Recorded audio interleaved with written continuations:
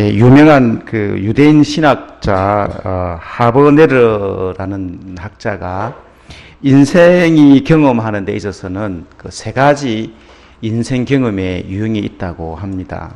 첫 번째가 정상에서의 삶에 대한 인생 경험 유형입니다. 하는 일마다 잘 되는 겁니다. 실패가 없고 성공만 하는 인생, 그것이 첫 번째 유형, 정상에서의 삶의 유형이라고 합니다. 두 번째 유형의 삶은 그냥 평범한 일상적인 삶. 그러니까 뭐 풍랑풍파도 없이 그냥 편안하게 살아가는 삶이 두 번째 인생 경험의 삶이고요. 그리고 나머지 세 번째는 실패와 좌절 속에서 살아가고 있는 삶. 이 삶이 세 번째 유형의 삶이라고 그렇게 분류를 하는 것을 제가 보았습니다. 이러한 그 인생 경험의 세 가지 유형 가운데 우리가 원하는 유형은 몇 번째일까요? 당연히 첫 번째입니다. 하는 일마다 잘 되고 하는 일마다 실패 없고 다 성공하는 삶. 그 삶이 우리가 원하는 유형의 삶입니다. 두 번째나 세 번째 유형의 삶은 참 힘들죠. 그죠? 자, 힘듭니다. 특히 세 번째 유형의 삶을 살아가는 실패와 좌절 속에서 살아가는 사람들은 종종 극단적인 선택까지 하게 됩니다. 그런데 우리 성도님들 가운데서도 신앙생활을 할 때 이러한 그 유형으로 신앙생활을 하는 분들이 있습니다. 하나님의 놀라운 기적을 체험하는 신앙이 될 때는 정말 내가 신앙이 참 깊다. 그래서 정말 위대한 신앙인이 된 것 같은데 반대로 하는 일이 안 풀리고 하는 것마다 실패하고 고난 가운데 있게 되면 하나님이 살아는 계신지 내가 하나님을 똑바로 믿고 있는 건지 이런 의심이 들고요. 내 신앙이 어디 갔지 하고 의심하게 되고 낙심하게 되고 낙담하게 되고 심지어는 하나님을 믿는 믿음의 길에서 떠나기조차도 합니다.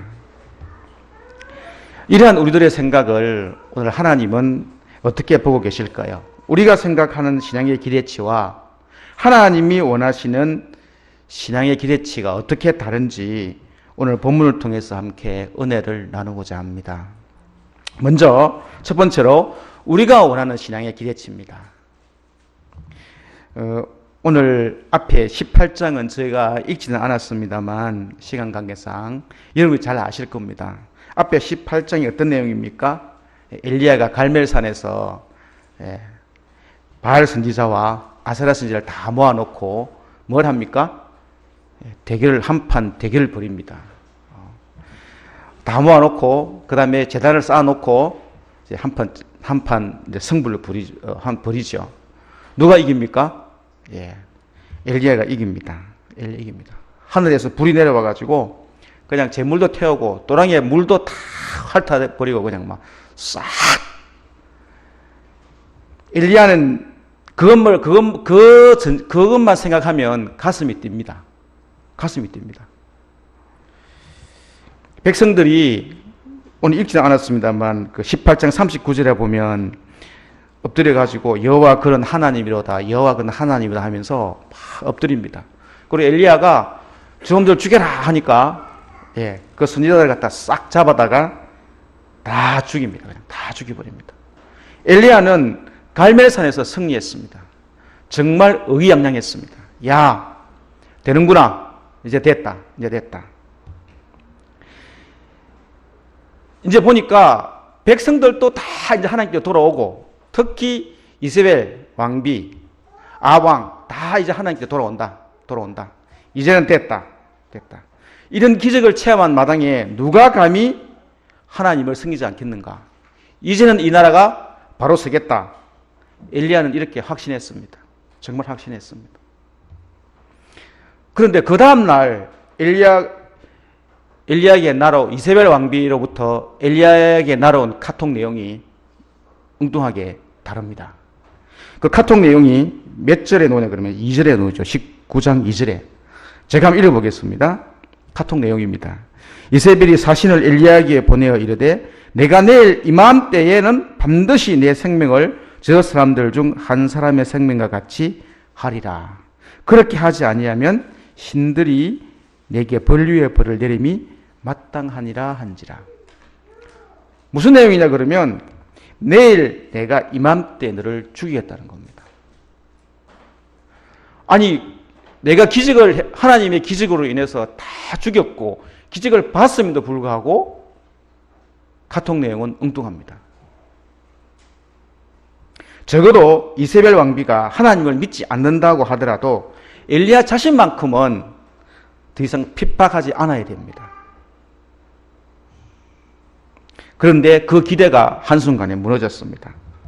다른 사람은 몰라도 나 엘리야한테만큼은 그렇게 못하지. 그런 생각은 엘리야는 했을 것입니다.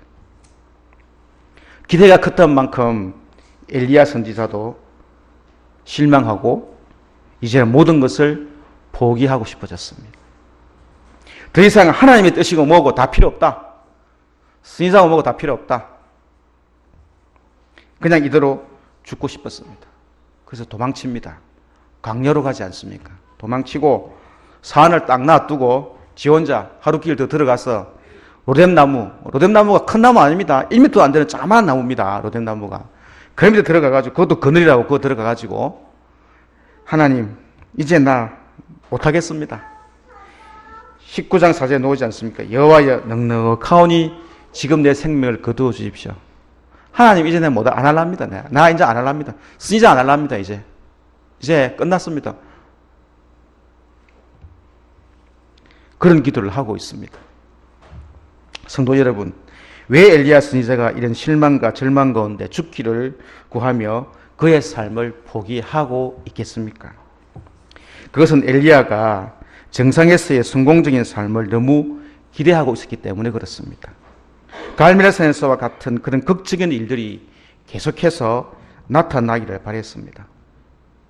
이세벨 왕비가 항복하고 아합 왕이 여호와께로 돌아오고 백성들이 하나님 앞에 돌아와서 회개하고 하나님을 섬기는 그런 극적인 일들을 기대했습니다. 그런데 그 반대였습니다. 오늘 우리들의 삶과 신앙생활에도 이런 현상은 그대로 일어나고 있습니다. 어떤 극적인 일들이 일어나야만 하나님이 나와 함께 하시는 것 같습니다. 하나님이 주시는 축복도 기적이라고 할 수 있을 만큼 아주 특별한 일, 그런 일이 일어나기를 기대하고 있습니다. 그런 일이 일어날 때만 하나님께 감사하고 하나님을 찬양하고, 그런 것이 없으면 내가 신앙생활 잘하고 있는 것 같지도 않고 하나님이 나를 축복했다고 생각하지도 않고 감사하지도 않고 그냥 낙심합니다. 즉 우리가 원하는 신앙의 기대치는 항상 성공적인 삶이어야 하고 하나님이 축복하시는 삶이어야 하고 하는 일마다 성공해야 되고 하는 사람마다 대박 나야 하는 그런 정상에서의 삶을 기대하기 때문에 그렇습니다. 이러한 성공적인 삶에 대한 신앙의 기대치를 가지고 살아가는 우리 성도님들, 신앙관이 잘못되었습니다.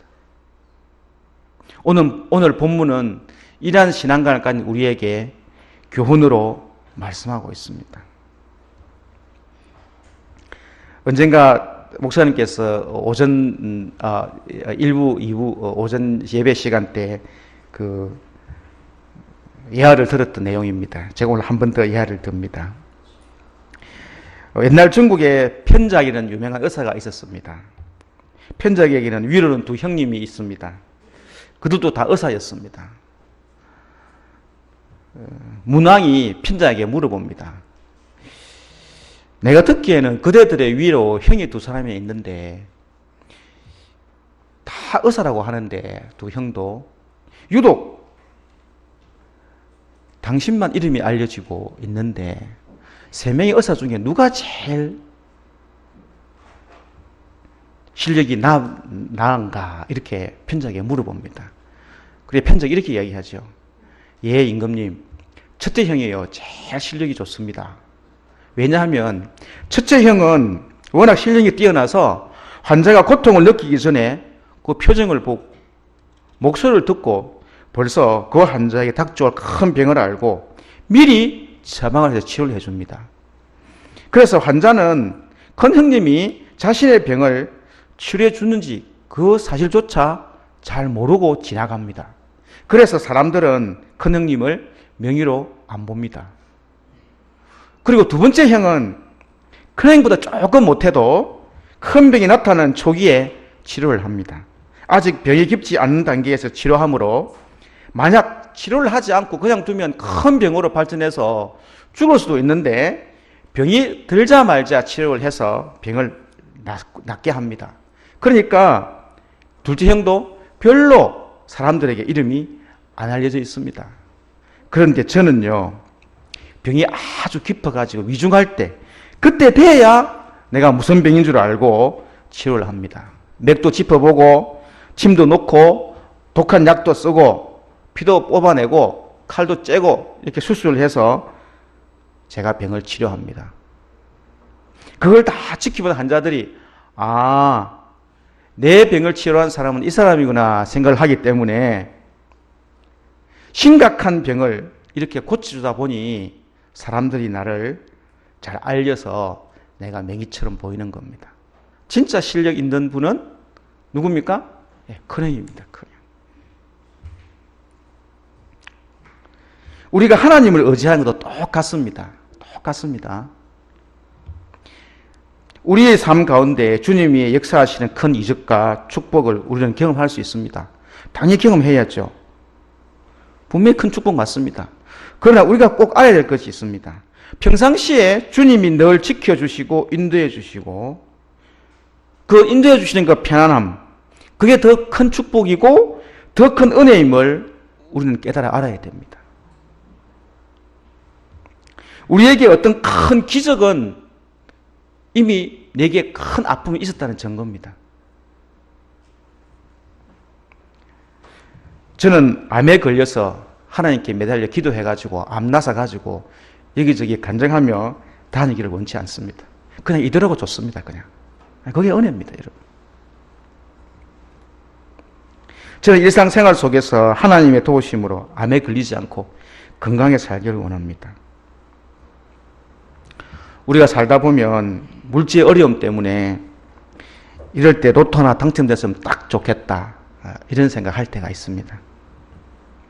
그런데 여러분, 로또에 당첨된 사람들을 언론사에서 조사를 한번 해봤습니다. 당첨된 뒤에 어떻게 사냐? 다 그런 건 아니지만 대부분의 사람들이 당첨의 삶이 참 안 됐습니다. 유언하고 파산하고 마약에 알코올 중독에 당첨되기 전의 삶보다 당첨된 후의 삶이 더 어렵고 힘들다는 겁니다. 여러분, 목금 당첨 안 되는 것이 하나님의 은혜인 줄 믿으시기 바랍니다. 정말입니다, 여러분.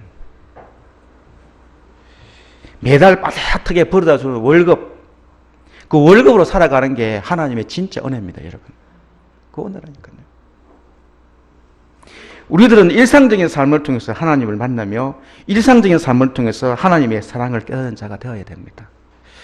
일상적인 삶을 통해서 하나님께 감사하는 자가 되어야 우리는 진정한 신앙이라고 할 수가 있습니다. 두 번째로 하나님이 원하시는 신앙의 기대치가 있습니다. 하나님은 어떤 신앙 기대치를 원하시느냐? 본문에서 하나님은 엘리야를 위로하시고 힘을 주시는데 그 방법이 특별한 방법이 아닌 일상적인 일을 통해서 위로하시는 것을 볼 수가 있습니다. 엘리야가 죽기를 간구하고 누웠을 때 하나님은 천사를 보내서 엘리야를 어루만져 주시는 것을 볼 수가 있습니다.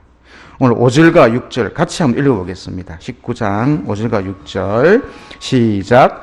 로뎀나무 아래에 누워 자더니 천사가 그를 어루만지며 그에게 이르되 일어나 먹으라 하는지라. 본적 머리맡에 숯불에 구운 떡과 한 병 물이 있더라. 이에 먹고 마시고 다시 누웠더니. 아멘. 네, 여기까지. 제가 이 본문을 보면서 저희 어머님이 참 그리워졌습니다. 돌아가시고 없지만 여러분 다 그런 추억이 있을 겁니다. 어릴 때 엄마한테 떼쓰죠, 그죠? 엄마 저거 사줘 이랍니다. 사줍니까? 안 사주죠. 안 사줍니다. 엄마 저거 먹고 싶어. 있어야 사주죠, 돈이. 그럼 어떻게 합니까? 삐져가지고 집에 들어가 말도 안 하고 있습니다. 그럼 어떻게 합니까? 예, 맛있는 거 딱 주면서, 야, 이거 무라. 이거 무라. 이불 뒤집어 쓰고 누워있으면 머리맡에 와가지고, 이거 먹고 자라고. 이거 먹고 자라고. 지금 하나님이 천사를 통해서 엘리야에게 그러고 있습니다. 야, 삐지지 마라. 삐지지 마라. 먹고 힘내야지. 먹고 힘내야지. 하나님의 위로하시면요, 이게 단순합니다, 여러분. 제가 이 구절에서 제가 은혜를 많이 받았습니다. 참 은혜를 많이 받았습니다. 아, 이게 하나님의 은혜구나. 여러분, 은혜가 그겁니다, 여러분. 큰 거 아니라니까요. 큰 거 아닙니다. 물 한 병, 구운 떡 하나, 어루만지면서 일어나 먹으라. 이 중요한 게 하나 있습니다. 6절 말씀에 먹고 다시 누웠더라. 우리도 그러거든요. 딱 먹고 또 쏙 들어갑니다. 쏙 들어갑니다.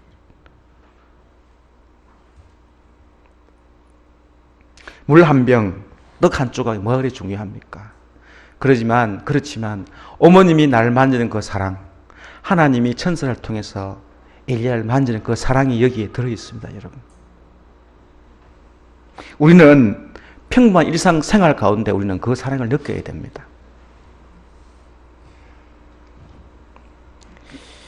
그렇게 엘리야를 깨우시고 힘을 주신 하나님은 엘리야를 하나님의 산인 호렙산으로 부르십니다. 그리고 거기서 하나님은 세미한 음성을 듣게 하십니다. 엘리야는 지금까지 하늘에서 불이 내려오고 지진이 나고 번제물이 타버리는 하나님의 기적적인 역사를 경험했고 또 그런 기적적인 역사를 계속적으로 기대했던 것이 사실입니다. 그러나 하나님은 엘리야의 기대와는 달리 일상적인 방법으로 엘리야를 위로하시고 호렙산에서 아주 미세한 음성으로 엘리야에게 말씀하고 있습니다. 성도 여러분, 우리가 언제 하나님의 미세한 음성을 들을 수가 있습니까? 성경 말씀을 통해서 듣고 또 우리가 기도하는 가운데 듣습니다. 뿐만 아니라 우리가 언제 하나님의 위로를 받습니까? 오늘처럼 찬양하며 예배하는 가운데 찬양과 말씀을 통해서 우리는 하나님의 위로를 받습니다. 우리가 살아가는 일상에 사는 가운데서도 주님은 우리에게 늘 말씀하고 계십니다. 하나님은 이러한 미세한 음성을 통해서 삶에 지치고 힘든 우리들을 위로하시고 힘주시고 용기를 주십니다. 그러나 우리들이 성경을 통해서 찬양하고 말씀을 통해서 말씀하시는 하나님의 미세한 음성을 만약에 듣지 못한다면 우리가 이 세상을 살아갈 때 지치고 힘이 듭니다. 우리에게 말씀하신 하나님의 미세한 음성을 듣지 못하기 때문에 우리가 하나님의 위로를 경험할 수가 없어서 더 지치고 힘듭니다. 그래서 우리는 말씀 가운데, 찬양 가운데, 기도 가운데 하나님이 말씀하시는 그 미세한 음성을 들어야 됩니다. 결론적으로 말씀드리면 하나님이 우리에게 원하시는 신앙의 기대치는 우리들의 일상적인 삶 가운데 하나님의 은혜를 경험하며 살아가기를 원하십니다. 매주일 드려지는 예배 시간을 통해서 하나님의 은혜를 체험할 수 있기를 바랍니다. 매주일 예배뿐만 아니라 새벽 예배, 수요 성경 공부 등을 통해서 하나님의 음성 듣기를 바랍니다. 어디 가서 어떤 특별한 집회에서 은혜 받으려 하지 말고 매주 드려지는 예배를 통해서 하나님의 은혜를 베푸시는 시간인 줄 알고 은혜를 사모하는 가운데 하나님의 놀라운 은사를 체험하는 성도 여러분이 되시기를 바랍니다. 말씀을 맺습니다. 우리는 날마다 베풀어 주시는 하나님의 이슬비 같은 은혜로 살아갑니다. 그런데 우리는 장밋빛 같은 은혜와 축복을 부주어야 흡족해 합니다. 즉 은혜 한탕주의를 바라는 것입니다. 대박이 터지듯 아니면 롯데에 당첨되듯이 어느 날 왕창 은혜 받고 성령의 불 받으면 달라질 것이라고 생각하는 사람들이 참 많습니다. 물론 왕창 받으면 달라집니다. 그러나 그 달라지는 기간이 얼마 가지 않습니다, 여러분. 그 약발 떨어지면 그보다 더 심하게 변합니다. 제가 그런 분들 많이 봤거든요. 그런 왕창 은혜 한탕주의 기대하지 마십시오. 사막에는 비가 내리지 않는 대신 매일 아침 이슬이 내립니다. 제가 요즘 보고 있는 광야에서다의 책에 나오는 내용을 제가 그대로 여기에 옮겨 적어봤습니다. 사막에는 비가 내리지 않는 대신 매일 아침 이슬이 내립니다. 매일 밤 수억 개의 이슬 방울이 내리는데 이 이슬이 이 사막을 살립니다. 사막의 모든 생물들은 이슬을 마시고 하루하루 살아갑니다. 이슬 때문에 사막에 생물이 살 수 있는 것입니다. 이스라엘 백성들도 이슬 때문에 40년간의 광야에서 살아남을 수가 있었습니다. 그리고 계속해서 이렇게 기록하고 있습니다. 특별한 사건이나 기적, 그리고 큰 축복, 그것도 물질적으로 큰 축복을 받고자 하는 신앙의 기대치를 가지고 살아가기보다는 광야에서 매일 아침마다 내리는 이슬처럼 우리에게 엄밀히 적시는 이슬 같은 주님의 은혜, 그 은혜에 늘 감사하면서 살아가는 저와 여러분이 되시기를 주님의 이름으로 축원드립니다. 기도드리겠습니다. 주님, 은혜 감사합니다. 주님, 우리가 원하는 신앙의 기대치가 항상 성공적인 삶이어야 하고 주님이 축복하시는 삶이어야 하고 하는 일마다 성공하고 하는 사람마다 대박나야 하는 그러한 신앙의 기대치를 가지고 살아가고 있지는 않습니까? 주님, 일상적인 삶을 통하여 우리를 늘 지키시고 인도해 주심이 더 큰 은혜임을 이 시간 깨달아 알게 하시니 감사합니다. 늘 주님의 말씀을 묵상하며 주일 예배뿐만 아니라 새벽 예배, 수요 성경 공부, 기도를 통하여 주님의 미세한 음성을 듣고 순종함으로 우리네 인생길에서 위로받고 세임을 얻도록 주님 늘 인도하여 주시옵소서. 예수님의 이름으로 기도드립니다. 아멘.